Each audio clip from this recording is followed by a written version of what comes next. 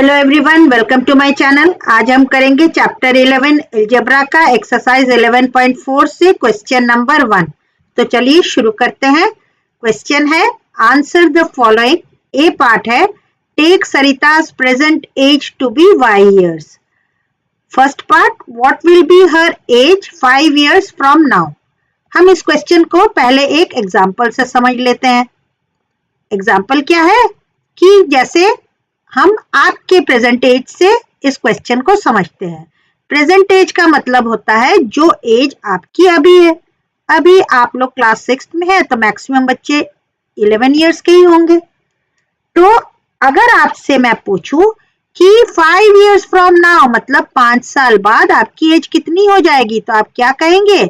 11 + 5। आप उंगलियों में गिनेंगे 5 साल बाद, मतलब +5 करके देखेंगे कि भाई मेरी एज तो अभी 5 साल बाद 16 इयर्स की हो जाएगी। ये आपने कैसे निकाला? आपने क्या किया? अपने प्रेजेंट एज में 5 को जोड़ दिया। अब इसी चीज को आप जरा सरिता के प्रेजेंट एज से करिए। तो यहाँ पर गिवन क्या है कि सरिता की जो प्रेजेंट एज है वो तो गिवन है y है। ये इतना गिवन है ना, y इयर्स उसकी प्रेजेंट एज है।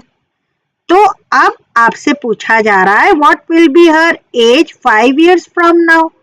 तो Sarita's age 5 years from now क्या हो जाएगा? वो हो जाएगा y + 5 इयर्स। ऐसा क्यों कर दिया? क्योंकि अगर आपकी प्रेजेंट एज 11 थी तो मैंने 5 जोड़ दिया तो आपका निकल गया 5 साल बाद कितना एज है। तो सरिता की प्रेजेंट एज अगर y है तो उसमें भी तो हम 5 इयर्स जोड़ देंगे तो आंसर आ ही जाएगा कि 5 साल बाद उसकी एज क्या होगी। तो इस तरह से हमको आंसर क्या मिल गया? y + 5 years. ओके।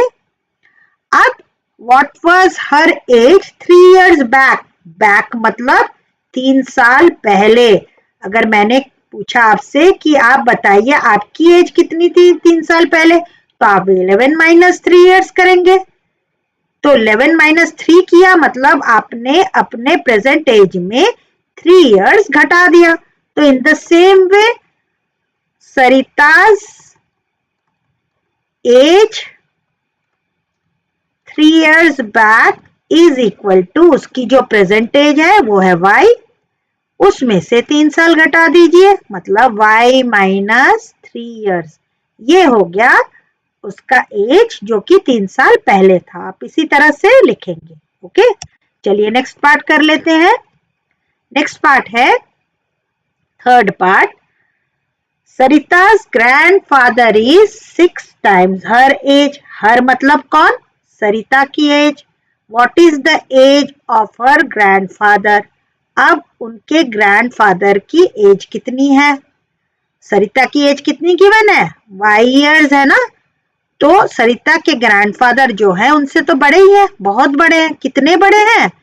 6 टाइम्स बड़े हैं। 6 टाइम्स मतलब 6 मल्टीप्लाई किससे?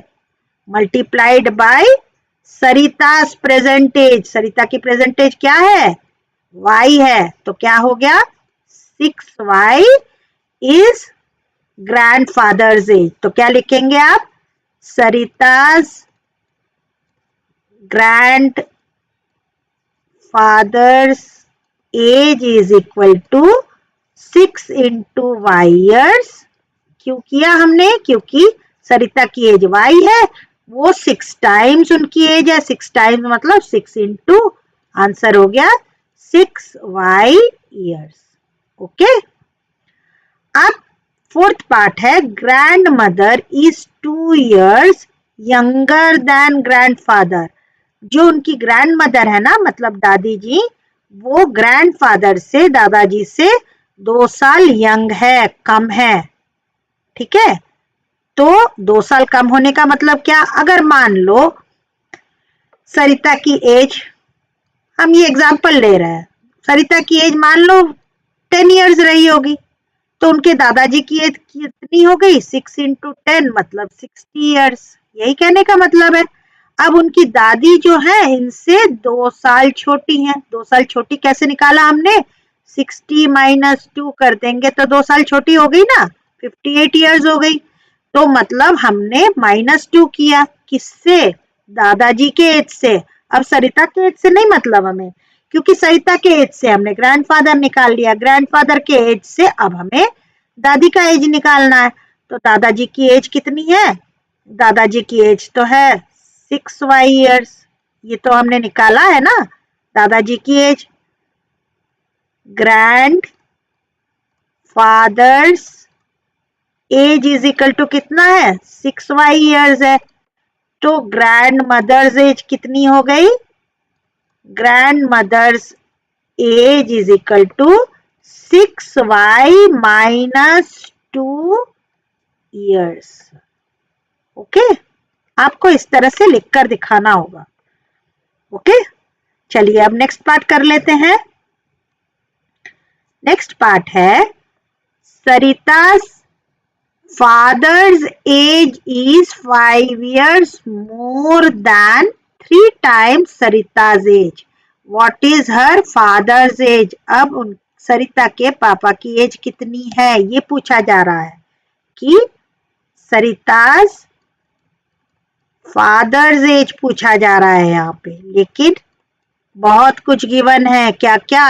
5 ईयर्स मोर भी है, 3 टाइम्स भी है, किसके? सरिता के एज से।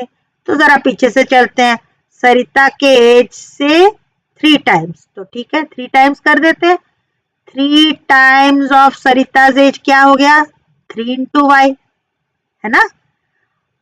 इसको ब्रैकेट में कर दीजिए।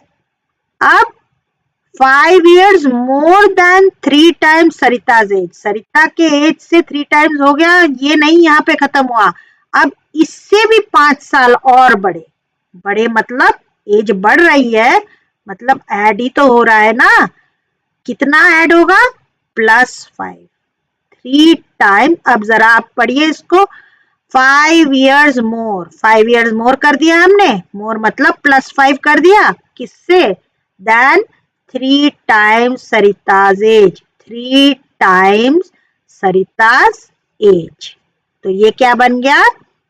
3 into y को हम 3y लिखते हैं +5, ये है उसके फादर की एज।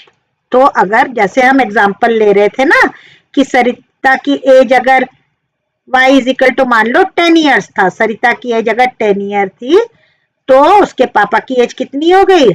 3 into 10 +5 मतलब 30 + 5 दैट इज 35 ईयर्स के उसके पापा रहे होंगे अगर सरिता की एज 10 होती तो।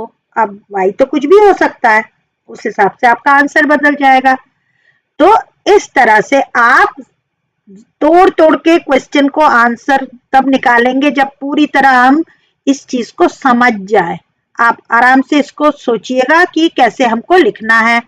मोर देन है तो मतलब ऐड करना है, 3 टाइम्स मल्टीप्लाई करना है, किससे किसको, ये सब आप धीरे धीरे पढ़ के तब इस क्वेश्चन को सॉल्व करेंगे। ओके, आई होप स्टूडेंट्स आपको ये क्वेश्चन अच्छे से समझ में आया होगा। चलिए अब हम लोग नेक्स्ट पार्ट करेंगे।